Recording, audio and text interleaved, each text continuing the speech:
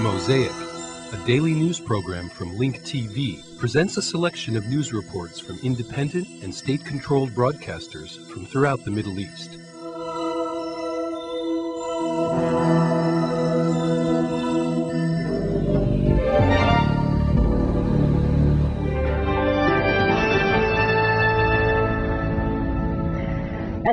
Peace be upon you.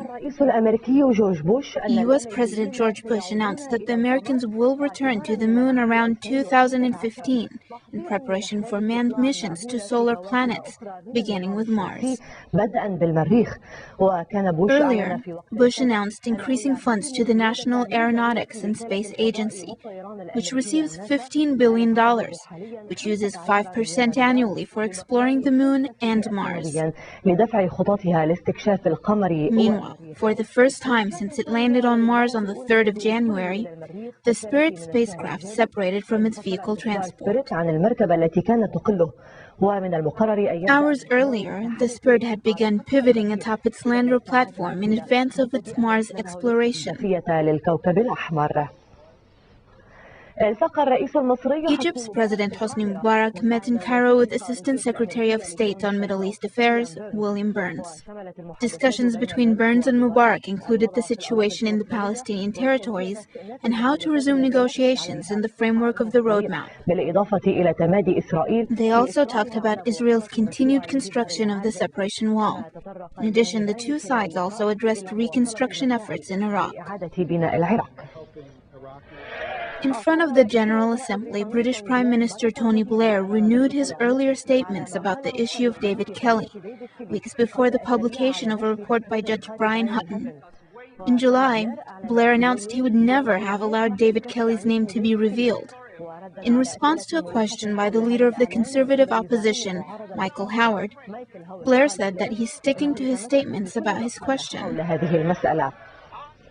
The Muslim Brotherhood in Cairo has chosen Muhammad Mahdi al-Akif as the spiritual leader for the Muslim Brotherhood after the death of spiritual leader Muhammad Ma'mun al-Ghudaybi in Cairo last week.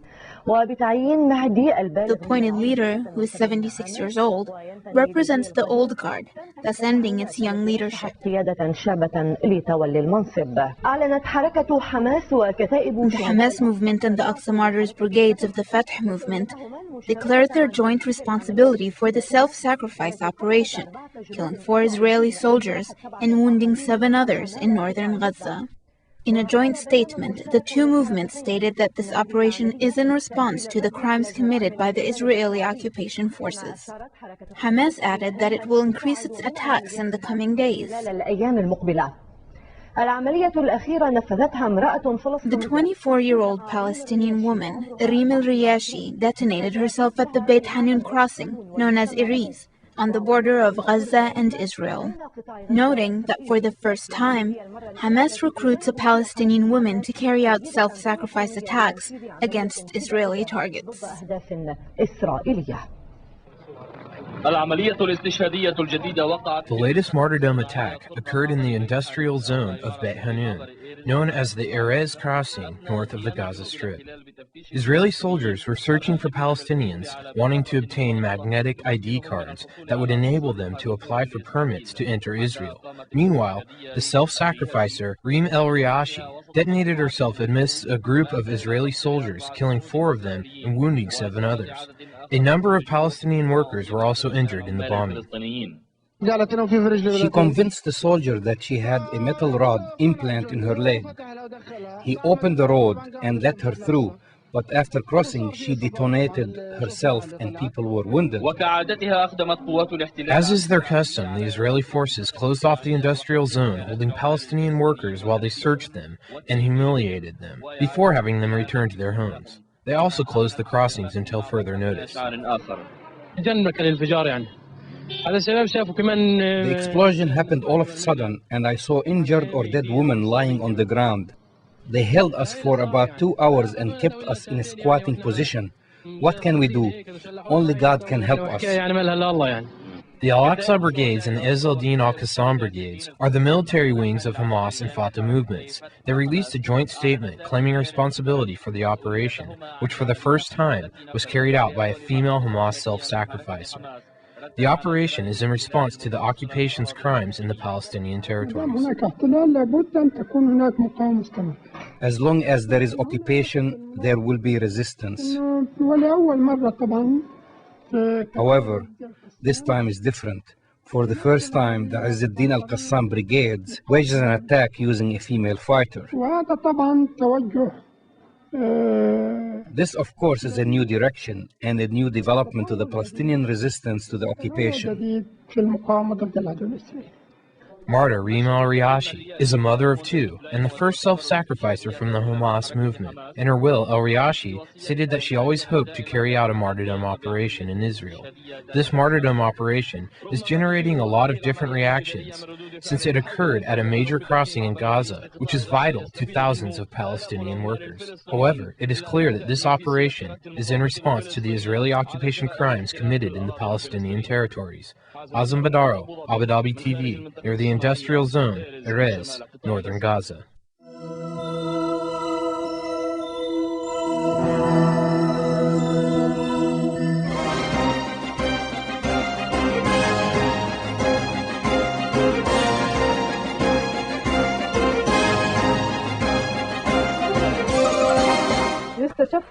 The Israeli General Security Services Agency, known as Shabak, published a report saying that terrorism decreased in 2003 by 30% in comparison to 2002.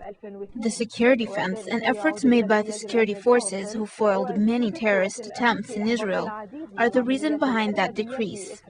Our reporter Eli Kahil sheds some light on the report of the security agency.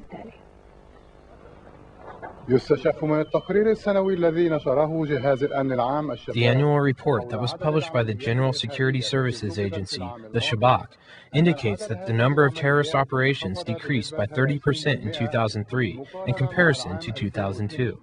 The number of people killed by these kinds of operations decreased by 50%. During 2003, 3,838 terrorist operations were carried out against Israeli targets, killing 213 people.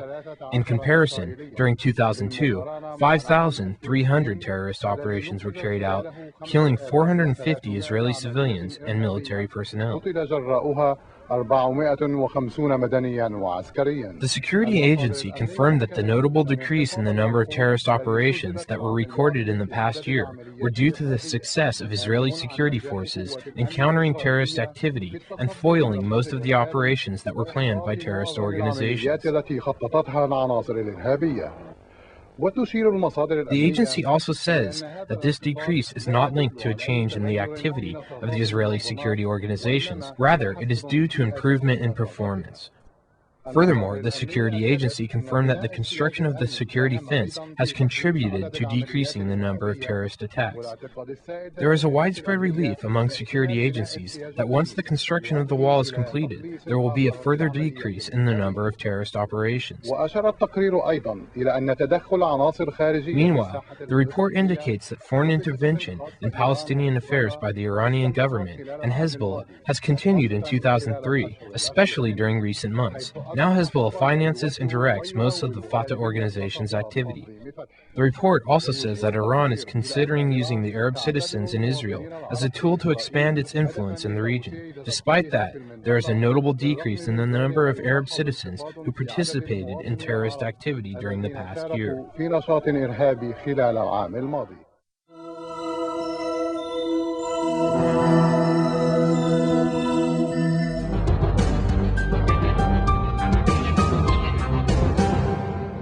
In Washington, the State Department organized a two-day conference about the U.S.S. Liberty, an intelligence ship which was sunk by Israel in 1967. The conference was held after the release of new documents about the 1967 war and the policies of former American President Lyndon Johnson toward the Arab-Israeli conflict. Civil academic discussion was supposed to take place in this conference, which was held to discuss the Israeli attack on the U.S. Liberty intelligence ship on the 8th of June 1967 during the Arab-Israeli War. However, the discussion was transformed into a loud exchange of angry words as some of the survivors and their relatives were expressing their resentment because they were not asked to participate in a two-day conference organized by the State Department.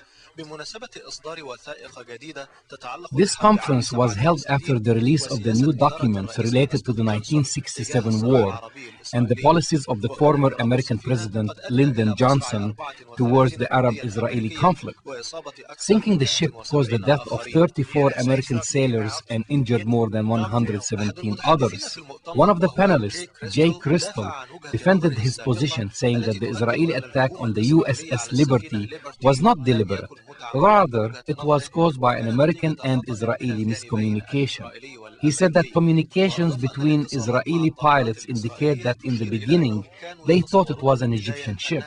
The same thing was confirmed by the Israeli historian Michael Oren, who said that Israel would never attack its ally during the war, confirming that the Israeli planes and torpedo missiles were used in the attack against the American ship because the American flag was not seen, which made it hard to know the identity of the ship. He also explained that the Israeli planes stopped the attack once they realized the ship was American. However, some of the survivors strongly refused the Israeli explanation and confirmed that the ship was sunk deliberately. They say that the administration of the former President Lyndon Johnson used its influence to close the investigation in this file because it was considered an accident. Phil Turney, the president of the Liberty Ship Survivors Committee, says that Israel deliberately sunk the ship so that Egypt or another Arab country would be accused of the attack, and thus the U.S. would be dragged into the war. He adds that the American government did not do anything about the incident. Israel paid only $6 million in compensation, despite that the fact the ship was worth more than $25 million. Joseph Lantini, one of the survivors, agreed with Turney, saying that the identity of the ship was clear because the American flag was very visible. Lantini adds the Israelis did not stop the attack as they claim when they realized the ship was American.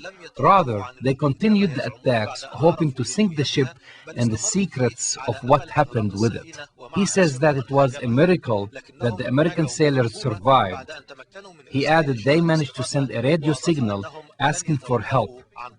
He also added that they will not stop telling the truth.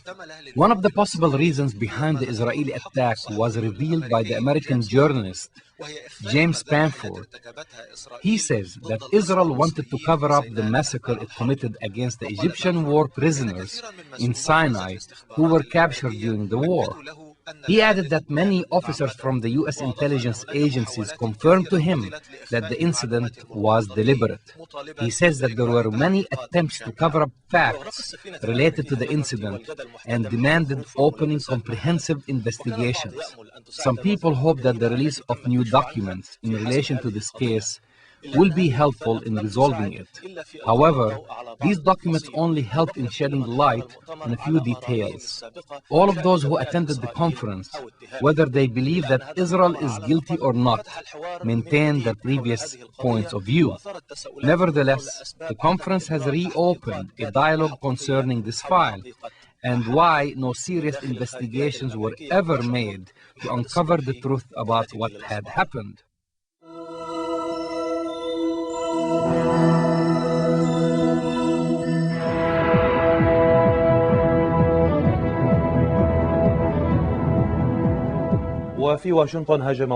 The former Treasury Secretary Paul O'Neill criticized President George Bush, saying that he planned to invade Iraq right after he was elected, before the September 11th attacks. More details with our reporter from Washington.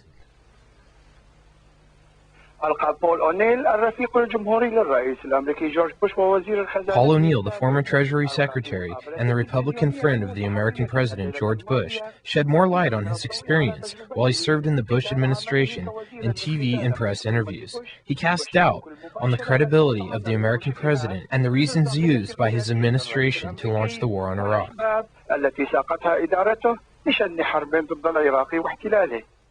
O'Neill said that he participated in important meetings held by members of the American government and the National Security Council as Treasury Secretary, and looked into intelligence reports for 23 months since the beginning of the Bush administration, but he found no proof that Iraq had weapons of mass destruction or other reasons that justified launching the war on Iraq.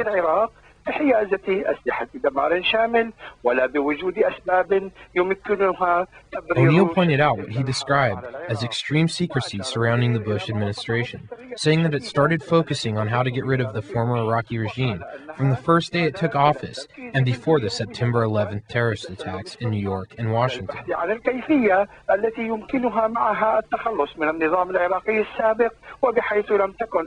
O'Neill said that when President Bush attended official government meetings, he did not consider other points of view and refused to open dialogue between them, adding that during cabinet meetings, Bush was like a blind man in a room full of deaf people.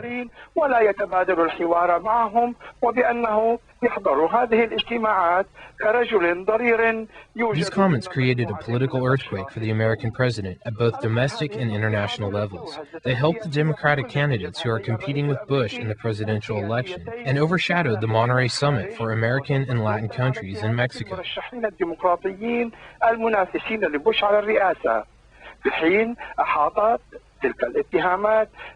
Furthermore, one of the most prominent American military schools, Army College in Alabama, published a study critical of the way the Bush administration is handling the war on terrorism.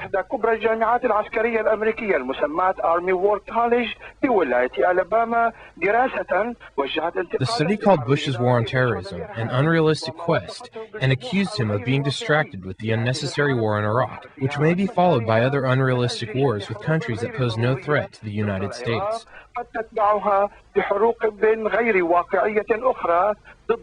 Syrian Arab Television, Zohar Ahmadi, Washington.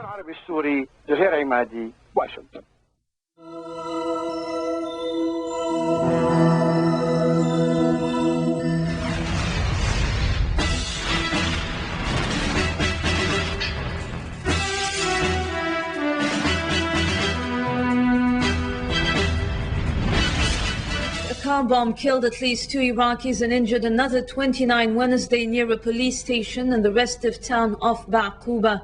Meanwhile, Washington said it was discussing changes to its planned handover of power, but U.S. officials ruled out a call by Grand Ayatollah Sayyid Ali Sistani for nationwide direct elections. A car bomb exploded outside an Iraqi police station in the northeastern town of Ba'quba Wednesday, killing at least 2 people plus the bomber and injuring another 29, 14 of them policemen. The explosion was said to be massive and left major material damages in the area surrounding the site. In the meantime, handing over power to Iraqis is becoming a pivot issue as disputes over its mechanism has become the focus of both U.S. officials and Iraqi religious leaders. We're very much in favor of elections, but the question is, and I think most outside experts look at it and say that it would be very difficult to have broad elections between now and July 1st. And so the question is it more important to have elections and in the event the experts are correct, delay the transfer of sovereignty, or to transfer sovereignty and have elections thereafter and in support of that in some way. Defense Secretary Donald Rumsfeld's words came after Grand Ayatollah Sayyid Ali Sistani refused to endorse U.S. plans to set up a provisional government without elections. Sayyid Sistani made clear that only a directly elected chamber would ensure the legitimacy needed to implement a U.S.-sponsored political blueprint for Iraq.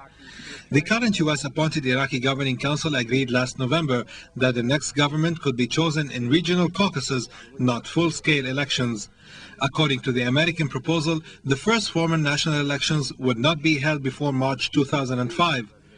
As the decision to turn over control to Iraqis by June 30th remains a constant goal, the U.S. administration is searching for a compromise in quiet discussions with prominent Iraqis.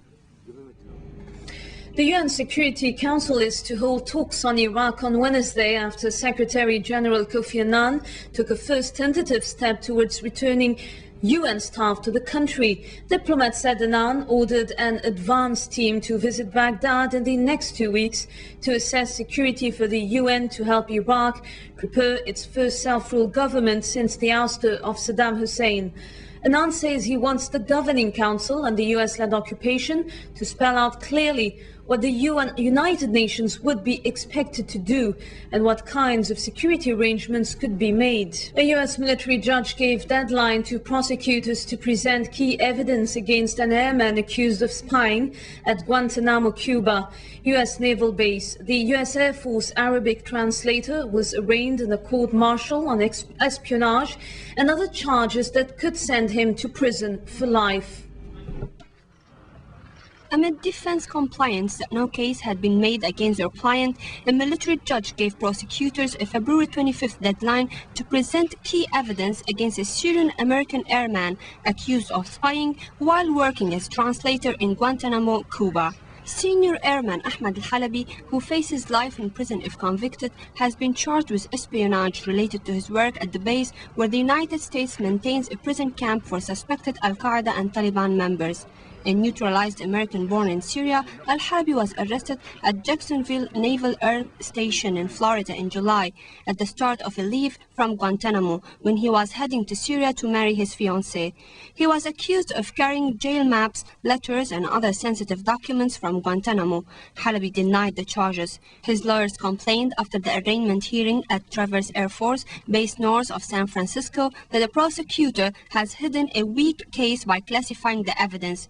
The judge expressed concern about the slow pace of the proceedings. In December, the U.S. military dropped 3 of the charges, including one that he brought baklava pastries to prisoners. He still faces 17 counts. Halabi's attorneys said the charges against him that he was in contact with the Syrian embassy stems from correspondence to return to Syria. Al-Halabi is one of the 4 men, including another Arab translator and a Muslim chaplain, charged in connection with their work at Guantanamo. A separate hearing for Muslim Army chaplain Captain James Yee is due to resume on January 19. Yee is accused of mishandling classified material and engaging in other misconduct at Guantanamo. Intense negotiations are going on in Iran after the Guardians Council disqualified massive numbers of persons, including 80 deputies, from contesting next month's parliamentary elections. President Mohammad Khatami appealed to the MPs to end their protest, promising them his government was taking action. On Tuesday, Khatami warned he and his reformist allies would leave office en masse unless the Guardians Council and its electoral vetting arm rescinded the blacklist. For 3 days now, 80 Iranian MPs have been staging a sit-in at the parliament. They are part of some 3,600 persons the Guardians Council have recently disqualified from contesting for parliamentary elections on February 20. The 12-member council said they were rejected for not fulfilling the required conditions. Iranian President Said Mohammad Khatami appealed on Wednesday to the MPs to end their protest, promising them his government was taking action. Both the reformist and conservative movements agree that the only way to end this controversy is through legal channels and through abiding by the constitution. Blacklisted candidates and government officials are reported to be locked in intensive closed-door negotiations with the Guardian Council. We confirm that the problem can be solved through the law, and the solution would be for the Guardians Council to reconsider the demands and that it carries on its work in accordance with the law. The council is due to make a final ruling on the disqualifications by the end of the month, barely a week before elections. Iran's Supreme Leader Ayatollah Ali Khamenei, who has the final say on all matters of state, said he would only intervene if all legal channels failed.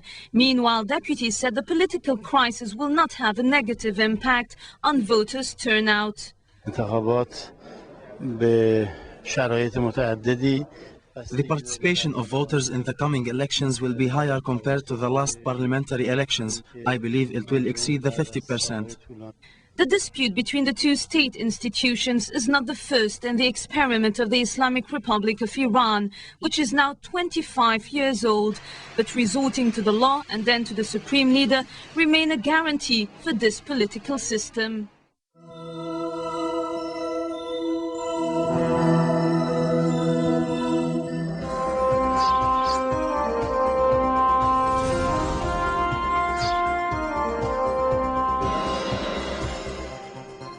U.S. Special Envoy to the Middle East has again failed to meet Palestinian and Arab demands of tougher stance on Israel's building of a separation wall, calling it a concern.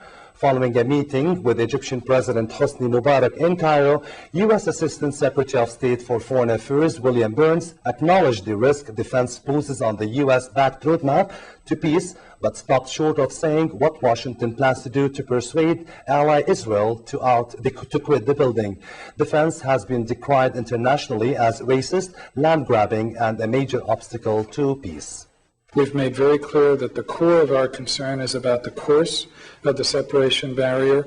We've tried to work very hard in those private discussions to ease the humanitarian problems that are posed by the construction of the separation barrier, but also to make clear more broadly our concern, our continuing concern, that it prejudices the outcome of negotiations, makes it harder to revive hope in the roadmap and move back toward a political process. So those private conversations are going to continue, and we will continue to reinforce those concerns.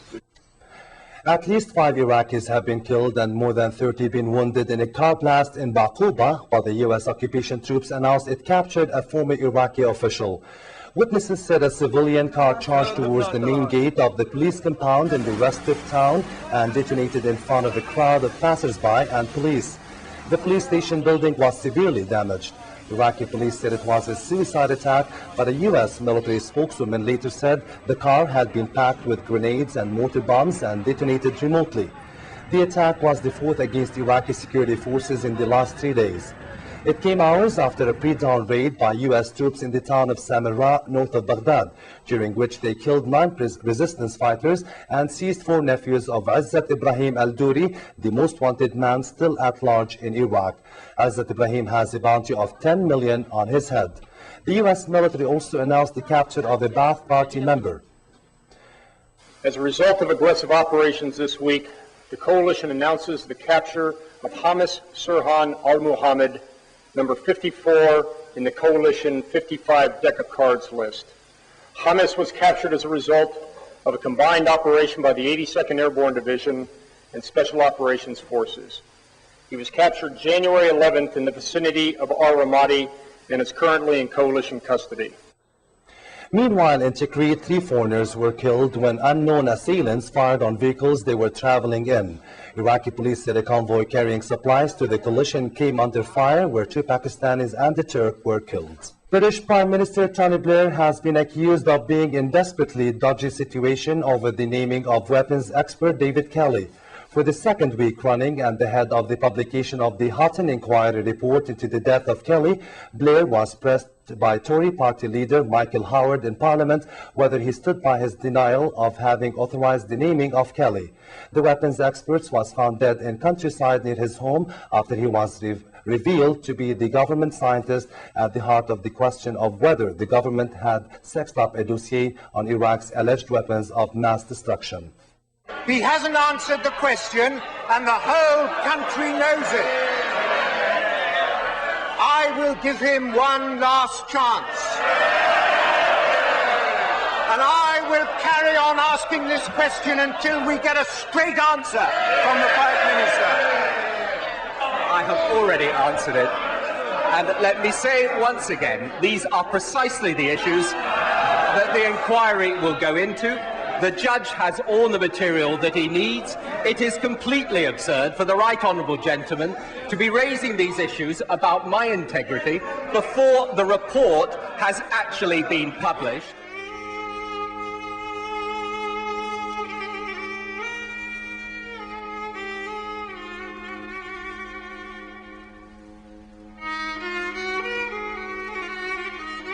Mosaic is made possible by a grant from the John S. and James L. Knight Foundation, which promotes journalism excellence worldwide and invests in the vitality of 26 U.S. communities, and the William and Flora Hewlett Foundation. Additional support is provided by the Firedoll Foundation and Henry and Virgilia Dakin.